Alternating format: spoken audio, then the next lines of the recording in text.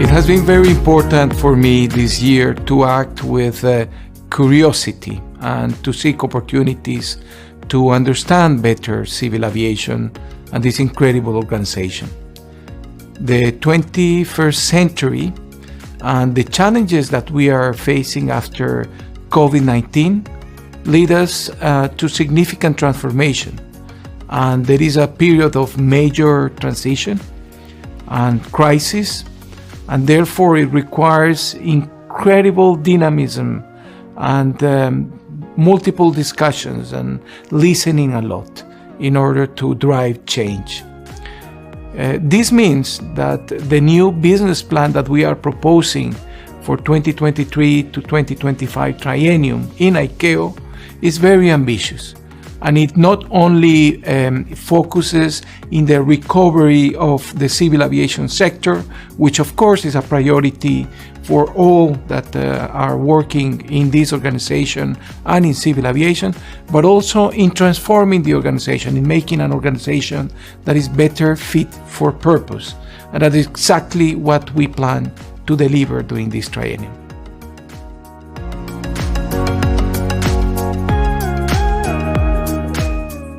Absolutely.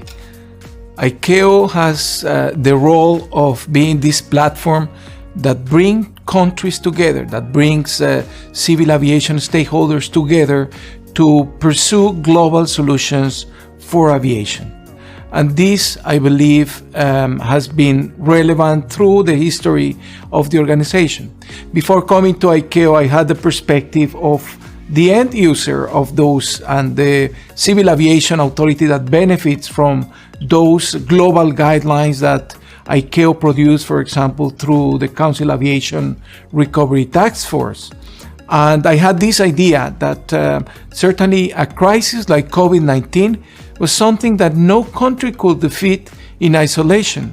And it has been reassuring to see the core of ICAO values of consensus and cooperation serving such a fundamental role in aviation's global response and recovery.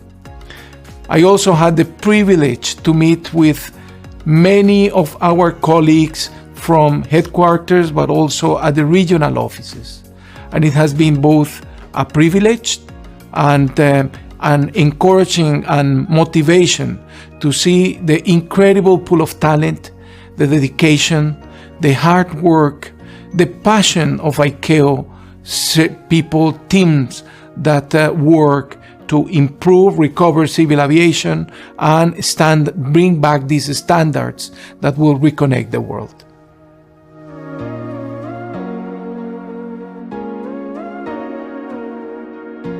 The main accomplishment is the resilience of this organization and the people that built this organization, that has maintained the core support and services for member states, even through the periods of global lockdowns and tremendous personal and professional duress for all that work here. By becoming more innovative, more agile, and assuring that ICAO's multilateral foundation was ready for the new normal, we developed our new business plan. And we aim at an organization that is better fit for purpose, to respond as one organization, working together, interacting together to help states drive global agreements on some key priorities for the sector. And I would like to perhaps highlight three different but very critical events that we have had recently. The first of these was the high-level conference in COVID, the ministerial conference that we had last October that focused on globally aligning national pandemic responses.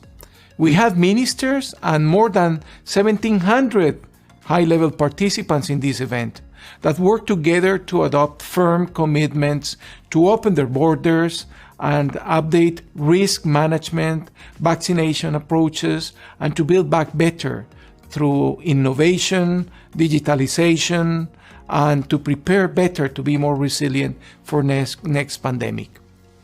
We had also our policy on implementation support and the Global Implementation Support Symposium that was concluded just a month ago. And also I would like to highlight the high-level meeting on environment that focused in driving global consensus ahead of the Assembly on the global long-term aspirational goal to reduce CO2 emissions from international flights. The agreements that countries are forging at these events and on a net zero 2015 long-term goal will help to keep us on course for that objective. My personal hope is that we will go a step further at the 41st Assembly and make a concrete agreement with stronger levels of international accountability, which is the message that civil aviation needs to send if we want a resilient system, a system that is sustainable in the long term. I am looking forward to our 41st Assembly and to what the participant states will deliver there in terms of new decisions, targets, policies for international air transport. We are in the midst of the most incredible period of innovation in aviation today, and there are significant implications for future air and space mobility, resilience, sustainability. Standard-setting bodies such as ICAO have very important role to play, so we can assess, integrate the latest trends and technologies more rapidly and more effectively for the benefit of the global population. I am also very excited to see the transformation efforts that we are making internally and how they begin to bear fruit so that we can confront the latest challenge and coordinate with the global air transport community as one ICAO, as best serve our member states and the aviation sector at large. Another important priority as one organization going forward concerns how ICAO organizes and delivers implementation support assistance and the capacity building that we can bring to member states.